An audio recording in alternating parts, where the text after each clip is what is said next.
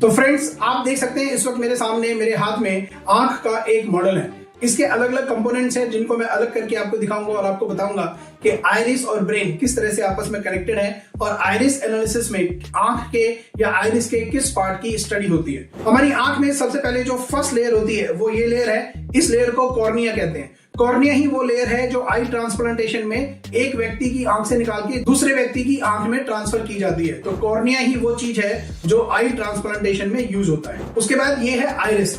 Iris के बीचों बीच centre में एक होल होता है और इस होल को बेसिकली प्यूपिल कहते हैं और इसी होल में से लाइट पास होती है जो पीछे जाके रेटिना के ऊपर इमेज फॉर्म करती है। आइरिस बेसिकली हमारी आंखों का कलर पार्ट होता है और आइरिस के कलर की मदद से ही हम ये बता पाते हैं कि किसी व्यक्ति की आंखें ब्राउन है, ग्रे है, ब्लू है, ग्रीन है या कौन से कलर की हैं। तो आंखों के रंग को रिप्रेजेंट करता है आइरिस।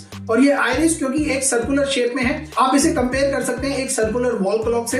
और सर्कुलर वॉल क्लॉक में आप विजुलाइज कीजिए कि 11:05 हो रखे हैं और जब घड़ी में 11:05 होते हैं तो उस समय दोनों सुइयों के बीच में जो कोण बनता है, जो एंगल बनता है, वो बनता है 60 डिग्री का। और यही 60 डिग्री का एंगल हमारे आइरिस में हमारे ब्रेन को रिप्रेजेंट करता है।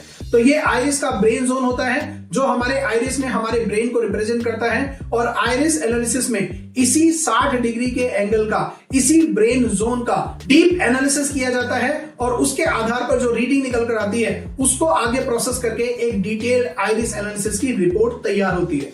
तो ये है आइरिस जिसमें अलग अलग जोन होते हैं और एक पर्टिकुलर जोन हमारे किसी न किसी बॉडी के ऑर्गन को रिप्रेजेंट करता है। और जो सबसे बड़ा जोन है जो मैंने आपको बताया वो है 11:05 के बीच का, जो ब्रेन जोन को रिप्रेजेंट करता है और इसी जोन का एनालिसिस आइरिस एनालिसिस में होता है। तो नेक्स्ट कंपोनेंट है लेंस। ये है हमारी आंखों का लेंस। ये लेंस लगभग वैसा ही होता है जैसे कि आपके हाथ में एक कॉन्वेक्स लेंस होता है। तो इसकी शेप, इसका स्ट्रक्चर सब कुछ एक नॉर्मल लेंस के जैसा ही होता है।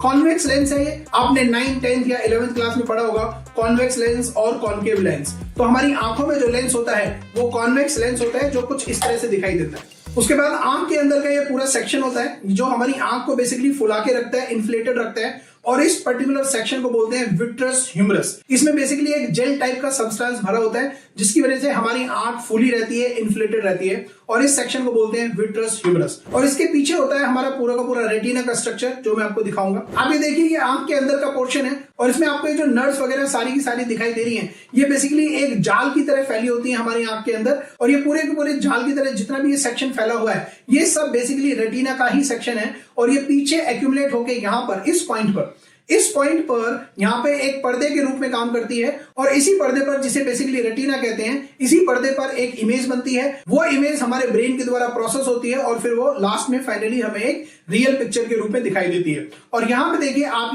ये आंख का लास्ट पॉइंट है और ये वो वाला पॉइंट है जहां से एक्चुअली हमारी आंख हमारे ब्रेन के साथ कनेक्टेड है। और जो नर्व हमारी आंख और हमारे ब्रेन को आपस में कनेक्ट करती है उस नर्व को ऑप्टिक नर्व कहते हैं। तो ये ऑप्टिक नर्व की शुरुआत है, आप ये देख सकते हैं यहां से। और ये ऑप्टिक नर्व की शुरुआत है, ये आगे जाके सीधा हमारे ब्रेन के साथ कनेक्ट करती है। तो हमारी 2 आंखें हैं और 2 ही ऑप्टिक नर्व होती हैं। हमारी जो लेफ्ट आई की ऑप्टिक नर्व है वो हमारे राइट ब्रेन के साथ कनेक्ट होती है और हमारी राइट आई की जो ऑप्टिक नर्व है वो हमारे लेफ्ट ब्रेन के साथ कनेक्ट होती है। तो इस तरह से हमारी आईज और हमारे ब्रेन आपस में कनेक्टेड हैं और आइरिस एनालिसिस में इसी की डिटेल स्टडी की जाती है और इसी के आधार पर आपको एक पूरी की पूरी डिटेल रिपोर्ट मिलती है जिसे कहते हैं आइरिस एनालिसिस।